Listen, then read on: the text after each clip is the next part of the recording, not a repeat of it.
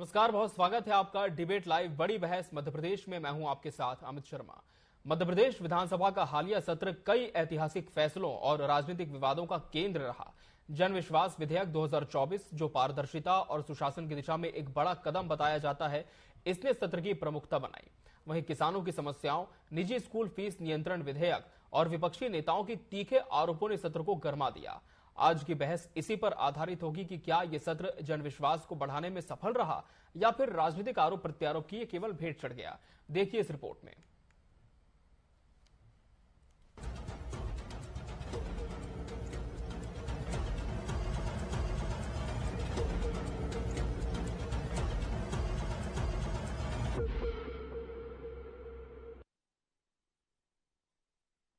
मध्य प्रदेश विधानसभा का विशेष सत्र गर्मा गर्मी और तीखी बहसों से भरा रहा। जन विश्वास विधेयक के साथ सरकार ने विकास और सुधार का वादा किया तो विपक्ष ने सवालों की बौछार कर दी। इस सत्र में किसानों से लेकर महिला सुरक्षा तक हर मुद्दे पर चर्चा हुई। लेकिन क्या ये सत्र जनता के विश्वास को जीत पाया? सत्र का मुख्य आकर्षण जन विश्वास विधेयक रहा, जिसमें 5 विभागों के 64 प्रावधानों में संशोधन की बात की गई। ये विधेयक छोटे अपराधों के गैर अपराधीकरण और जुर्माने की व्यवस्था लेकर आया। सरकार का दावा है कि निवेशकों और उद्योगपतियों के लिए बाधाएं कम होंगी, रोजगार के नए अवसर पैदा होंगे।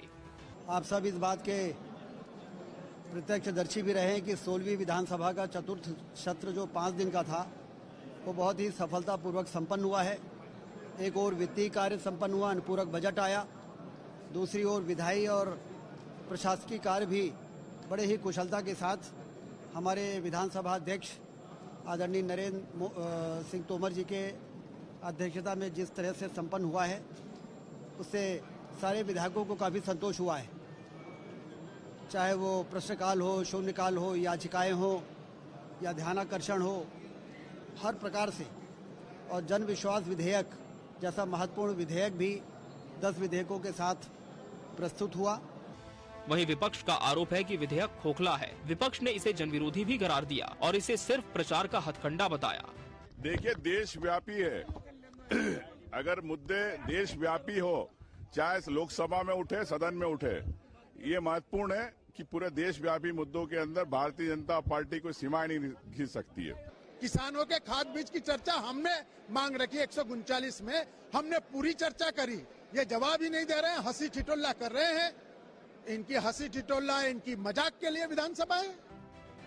इस बार सत्र में चर्चा के दौरान किसानों को खाद न मिलने पर तीखी बहस हुई। विपक्ष ने कालाबाजारी और कुप्रबंधन का आरोप लगाते हुए सरकार को खाद वितरण में विफल बताया, जिस पर सरकार की ओर से जवाब देते हुए सहकारिता मंत्री विश्वास सारंग ने स्पष्ट किया कि 71 लाख टन खाद का भंडारण किया गया, जिसमें से 60 लाख टन वितरित हो चुका है। कांग्रेस शासन में थानों से खाद बढ़ता था, भाजपा ने ये स्थिति बदल दी है।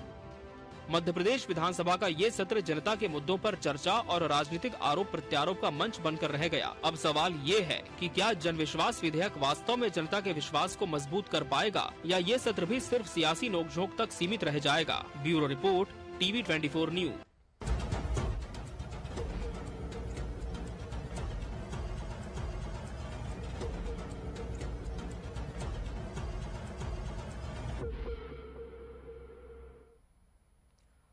तो जन विश्वास का सत्र, आज इसी विषय पर हमारी चर्चा केंद्रित है और इसके लिए हमारे साथ मेहमानों का खास पैनल भी जुड़ चुका है। हमारे साथ बीजेपी प्रवक्ता मंजरी जैन जी जुड़ी है। मंजरी जी, बहुत बहुत स्वागत है आपका इस चर्चा में। कांग्रेस प्रवक्ता योगीराज योगेश जी प्रतिपक्ष का पक्ष रखेंगे। योगीराज जी, आपका भी बहुत बहुत स्वागत है। वरिष्ठ पत्रकार योगीराज योगेश जी हमारे साथ हैं। योगीराज जी, बहुत स्वागत है आपका। माफ कीजिएगा, कांग्रेस प्रवक्ता अंबिका शर्मा जी इस चर्चा का हिस्सा। अंबिका जी, आपका भी बहुत बहुत स्वागत है। मंजरी जी, जिस तरह से 5 दिवसीय ये सत्र रहा, लगातार ये कहा जा रहा था कि काफी संक्षिप्त सत्र था, चर्चा और भी हो सकती थी, बहुत सारे विषय और भी रखे जा सकते थे, लेकिन 5 दिनों की अगर प्रोडक्टिविटी के हिसाब से बात की जाए तो क्या मानते हैं कितनी उपलब्धि भरा सत्र ये रहा आपके लिए?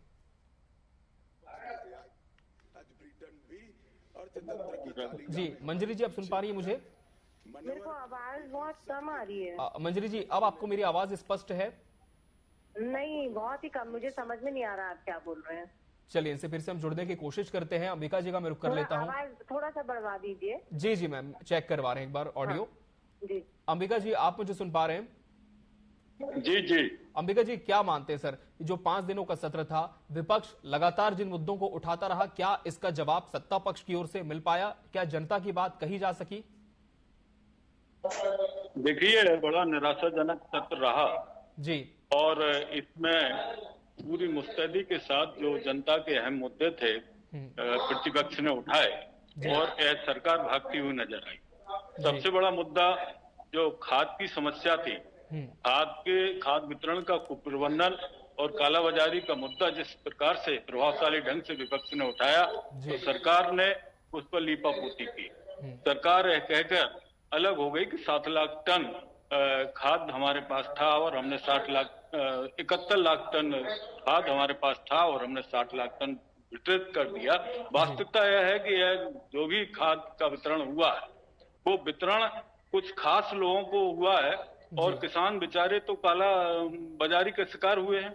वो बड़ा महंगा खाद उन्होंने लिया है, ब्लैक में खाद लिया है और खाने के माध्यम से उन लोगों को खाद मिला है। अपमानित किसान वर्ग हुआ है। यहाँ जो मध्य प्रदेश की जो कानून व्यवस्था की जर्जर स्थिति है वो भी आपसे छिपी नहीं है। उसको भी विपक्ष ने बड़े प्रभावशाली ढंग से उठाया। तो वहां भी इन्होंने गंभीरता सत्ता पक्ष की तरफ से, ट्रेजरी बैंक की तरफ से नहीं मिली और सरकार ने भी इतने गंभीर मुद्दे को हवाई कर दिया और जरा भी इनको जरा भी अपना उत्तरदायी भाव नहीं दिखाई दिया कि जहां छोटी छोटी नन्ही मुन्नी बेटियों का हमारे प्रदेश में दरिंदगी हो रही है और हमारी सरकार हाथ पर हाथ रखे बैठी थी, उस पर जरा भी अफसोस नहीं हुआ। और बाद में क्या कानून व्यवस्था की स्थिति में सुधार करेंगे, इस जर्जर व्यवस्था, ये आश्वासन भी सरकार की तरफ से नहीं मिला। तो जो भी मुद्दे थे प्रतिपक्ष ने बड़ी गंभीरता से उठाए, सरकार भागती हुई नजर आई और सरकार पूरी तरह से एक्सपोज हो गई है। मंजरी जैन जी का रुख कर लेते हैं। मंजरी जी, अब आप मुझे स्पष्ट सुन पा रही हैं स्टूडियो से? बोलिए, आवाज कम आ रही है, बोलिए। जी। अंबिका जी का कहना है कि सत्र में लगातार सवाल उठाए गए खाद की कमी को लेकर, कालाबाजारी को लेकर, कानून व्यवस्था को लेकर और प्रदेश में हो रहे महिला अत्याचारों को लेकर, लेकिन सरकार की तरफ से जो जवाब आना चाहिए था वो नहीं हो पाया। एक सकारात्मक चर्चा नहीं हो पाई। क्या मानती हैं आपकी वाकई में चर्चा नहीं हो पाई सत्ता पक्ष की तरफ से या किसी तरह की उपलब्धि आपके लिए इस सत्र में रही हो? देखिए जी, कांग्रेस जो है वो जो विपक्ष की भूमिका में है वो जिम्मेदारी से उनको निभाना है। दूसरी बात ये है कि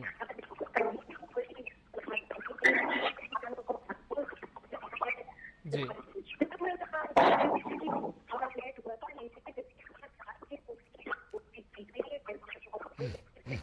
जी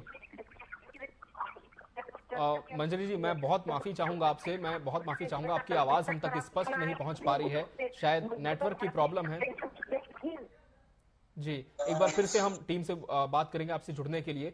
वरिष्ठ पत्रकार योगीराज जी का मैं रुख कर लेता हूं। योगीराज जी, जहां तक मंजरी जी की बात थी, उन्होंने कहा कि विपक्ष अपने दायित्वों का निर्वहन नहीं कर पाया, लेकिन विपक्ष का कहना यह है कि हम तो बखूबी सवाल पूछ रहे थे जनता के, लेकिन इस सत्र में भी जवाब नहीं आ पाया। लेकिन आपका विश्लेषण क्या कहता है? ये जो 16वीं विधानसभा का सत्र था, क्या वाकई में एक सकारात्मक चर्चा इसमें हो पाई, जनता के मुद्दे रखे जा सके? देखिए, एक बात मैं आपको बताऊं, एक अच्छी बात इस सत्र से जो निकलकर सामने आई। जी सर। कि जब से मेरी आवाज आ रही है आपको? जी जी, आपकी आवाज मिल रही है सर। मेरा ये कहना है कि इस सत्र में एक बहुत अच्छी बात ये रही जी कि नरेंद्र सिंह तोमर अध्यक्ष बने, उनकी कोशिश है कि ये सदन में चर्चा हो जी, बैठ के ज्यादा हो तो सदन निर्बाध रूप से चले जी। तो ये अच्छी उन्होंने प्रैक्टिस शुरू की। और जब सत्र की तारीख आई थी तो कहा यह जा रहा था कि 5 दिन का सत्र है जी, और ये 3 दिन में समाप्त हो गया, ये ऐसी शुरू हो गई थी जी। लेकिन जिस तरीके सदन का संचालन हुआ और सदन 5 दिन, तो इसके लिए पक्ष के, विपक्ष के और अध्यक्ष जी सबका धन्यवाद ज्ञापन करना चाहिए, क्योंकि पहली बार ऐसा हुआ है कि सत्र चला जी। एक बात यह कि देखिए, सत्र संचालन की बड़ी जिम्मेदारी तो सरकार की होती है जी, लेकिन सत्र चलता है विपक्ष के सहयोग से जी। और विपक्ष जितना सहयोगात्मक रवैया अपनाएगा, जितनी सार्थक चर्चा होगी, उसके उतने अच्छे परिणाम सामने आएंगे। तो इस सत्र में देखने में आया कि चर्चा तो हुई जी, और चर्चा इतनी हुई, जैसे कल चौथा दिन जब सत्र चला तो रात को 8 बजे तक डिबेट होती रही। 139 पर चर्चा हुई, किसान खाद के मुद्दे पर चर्चा हुई, जनविश्वास बिल पर चर्चा हुई, जो 5 बिल लेकर आए उन पर चर्चा हुई और बढ़ चढ़ कर इसमें हिस्सा लिया। लोकतंत्र के लिए बहुत अच्छा है, क्योंकि लंबे अरसे से चिंता जताई जा रही थी, सदन की कम होती बैठकों को लेकर सभी चिंतित थे और हो यही रहा। एक समय था जब सदन की बैठकें 65 से 70 तक पहुंच जाती थी, 75 तक पहुंच जाती थी, लेकिन कुछ समय से घटकर 25 रह गई। तो निश्चित तौर पर इतनी महत्वपूर्ण विधानसभा, इतनी महत्वपूर्ण जगह है, जनता के मुद्दे पर डिस्कस होते हैं, नियम बनते हैं, सार्थक चर्चा होती है, और यदि उसकी बैठकें कम हो तो एक चिंता की बात है। लेकिन अभी एक अच्छा और मुझे लगता है गर्भित चर्चा भी हुई, उसके सार्थक परिणाम भी सामने आएंगे। कुछ अच्छे बिल पेश किए गए, लेकिन थोड़ा सा बस ये कांग्रेस ने तैयारी की, हर दिन की एक अलग तैयारी, कांग्रेस भी इस बार नए तेवर में नजर आई, हर डे की उनकी एक थी। तो ये हर डे की स्थिति एक अच्छा है, मतलब मीडिया में ध्यान तो आप खींचती, कांग्रेस मीडिया में ध्यान तो खींचा, लेकिन तो आपने बात की कि ये जनता के मुद्दे पर कितना खरा उतरा। जी बिल्कुल, और कांग्रेस ने कहीं ना कहीं कोशिश भी की कि न सिर्फ सदन में बल्कि सड़क पर भी उसकी मौजूदगी देखने को मिले। लेकिन मंजरी जी, आप क्या मानती है, क्या विपक्ष की मौजूदगी सदन के अंदर आपको देखने को मिली, और सत्ता पक्ष की इस बार की उपलब्धि किसे आप मानती है सत्र में जो रही? तो देखिए, अभी जो विश्वास जनमत लेकर आए हैं, ये एक बहुत बड़ा काम हुआ, जन विश्वास विधेयक जो आया। 920 हेलो जी मैम, जनहित विश्वास जो पारित किया है, तो मैं समझती हूँ कि ये एक बहुत बड़ा काम हुआ है। 220 ऐसे कानून थे जिनको समाप्त किया गया है, जो अनुपयोगी थे, और जनता के हित से जुड़े सारे काम किए गए। जो हम सेवा और सुशासन की बात करते हैं, उसके लिए माननीय नरेंद्र मोदी जी ने जिस सेवा और सुशासन की बात की है, आज सरकार उस दिशा में हर कदम बढ़ा रही है। और निश्चित तौर पर हमने जन कल्याण के लिए जिस तरह से काम किए हैं, तो कहीं ना कहीं ये परिलक्षित होता है कि सरकार बिल्कुल सकारात्मक और अपने जो संकल्प पत्र के अनुसार काम कर रही है। हमने सदन के अंदर जनहितैषी मुद्दों के लिए जो है जितने भी विधेयक आना चाहिए थे वो लेकर आए हैं, सब पारित हुए। इसके अलावा कांग्रेस ने सिर्फ सदन का जो है वो समय खराब किया है, सदन को पूरी तरह चलने नहीं दिया, वो हंगामा खड़ा करती रही। इनका सिर्फ मकसद ही यही होता है कि सिर्फ हंगामा खड़ा करना, सूरत ना बदले। तो ये सिर्फ सदन का समय खराब करते हैं। आप चाहे लोकसभा में देख लें, चाहे विधानसभा में देख लें, जनता का जो करोड़ों रुपए से सदन चलते हैं, उस सदन की गरिमा को भी भंग करने का ये काम करते हैं। इनके वरिष्ठ नेतागण इस तरीके का काम करते हैं। हमने जनहित के जितने काम हो सकते हैं, जन कल्याणकारी जितने काम हो सकते हैं, जनता के हित के जितने काम हो सकते हैं, और मध्य प्रदेश के विकास के लिए जो होना चाहिए वो सब काम हमने किया है। लेकिन कांग्रेस में हमेशा से बाधा बनी है, जनहित के मुद्दों के लिए कभी वो उठाती नहीं है। अगर आप विपक्ष की भूमिका में हैं तो अपने विपक्ष का धर्म निभाइए, मत सिर्फ अपने लाइमलाइट में बने रहने के लिए, चर्चाओं में बने रहने के लिए एक आपस में ही एक दूसरे का वो है होड़ बनी हुई है कि मैं ज्यादा नेता बन जाऊं, मैं ज्यादा नेता बन जाऊं। जनता के मुद्दों से इनका कोई सरोकार नहीं है। ये सिर्फ और सिर्फ हंगामा खड़ा करते हैं, सदन के अंदर हंगामा खड़ा करते हैं, सदन के बाहर हंगामा खड़ा करते हैं। भाई जब सदन चलती है तब आप सदन में हिस्सा लीजिए, अच्छे सुझाव दीजिए, जनता के हित के मुद्दे उठाइए, मगर आप तो बेबुनियाद निरा आधार लेकिन बिना किसी बात के हंगामा खड़ा करते हैं और सदन का समय खराब करते हैं। आपको सिर्फ सत्ता सुख की अभिलाषा है और अपने आप को नेता बनाने की और नेता साबित करने की जो कंपटीशन एक दूसरे में चल रहा है, उस वजह से आज जो है जनहित के जो मुद्दे हैं वो कांग्रेस नहीं उठा पा रही और इसीलिए जनता इनको नकार रही है। अंबिका जी, जवाब दीजिए, क्या सिर्फ हंगामा ही रहा विपक्ष की तरफ से, वॉकआउट ही रहा, जनता के मुद्दे पूरी तरह से नहीं रखे जा सके आपके माध्यम से? शर्मा जी, हमने पूरी गंभीरता से सदन के अंदर जनता के जो मूलभूत मुद्दे थे उनको उठाया है और ये सरकार जरा भी गंभीर नहीं रही उन मुद्दों पर चर्चा करने के लिए। ये सरकार भागती हुई नजर आई। ये लोग राजधर्म का निर्वहन नहीं कर रहे हैं। हम लोग तो अपने जो हमारा धर्म है, हमारा प्रतिपक्ष का धर्म है, उसका हम निर्वहन गंभीरता से कर रहे हैं, पूरी ईमानदारी से कर रहे हैं। ये लोग कहते हैं सत्ता की लालसा, सत्ता की लालसा नहीं है, सत्ता तो आप लोग भोग रहे हो। सेवा का दृष्टिकोण आपका बिल्कुल खत्म हो गया है, सेवा का स्वभाव आपका खत्म हो गया है केवल कर लेकर आप घी पी रहे हो, इसके अलावा आप कुछ नहीं कर रहे हो। अपने शौक पर, अपने ऐशो आराम पर, अपनी सुख सुविधाओं पर जनता का पैसा आप बर्बाद कर रहे हो कर लेकर केंद्र सरकार से। इसके अलावा आप कुछ नहीं कर रहे हो। कानून व्यवस्था की आपकी स्थिति जर्जर है। आपके किसान वर्ग आपसे परेशान है, व्यापारी परेशान है, नौजवान परेशान है, छात्र परेशान है। समाज का कोई वर्ग ऐसा नहीं जो आपसे परेशान ना हो। दरिंदगी होती रही, आप देखते रहे, मूक दर्शक बने। ये सब शर्मनाक परिस्थितियां प्रदेश की जनता ने देखी हैं।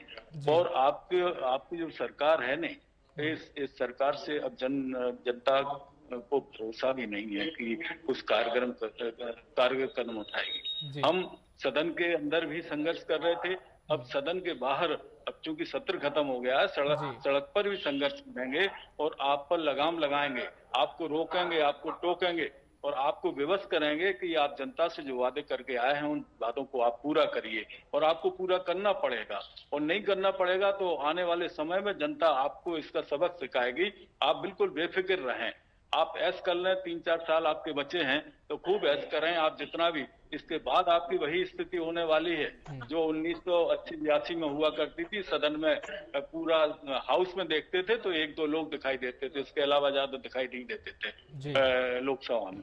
इस प्रकार से अब जनता आपको नकारेगी। और विजयपुर चुनाव में जो परिणाम आया है और बुधनी में जिस प्रकार से आपके वोटों की गिरावट हुई है, वो सब इसके प्रतीक हैं और ये लिटमस टेस्ट है। योगीराज जी, जन विश्वास विधेयक जो कि इस सदन में लाया गया इस सत्र में, क्या मानते हैं कि बहुत बड़ा सकारात्मक बदलाव, बहुत बड़ा कदम हो सकता है सरकार की ओर से?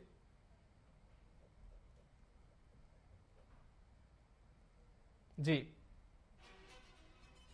सवाल है जी। अब इसमें अच्छा है चुनाव, नगर पालिका चुनाव जी, हर एक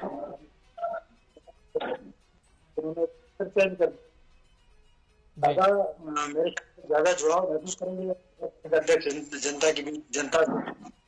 तो ये एक अच्छी बात, एक अच्छी बात ये भी है कि कोई जो हर कहीं थूक देता था जी, हर कोई जो हर कहीं से कांटा डाल के बिजली ले लेता था, उन पर 5,000 रुपए के जुर्माने का प्रावधान है।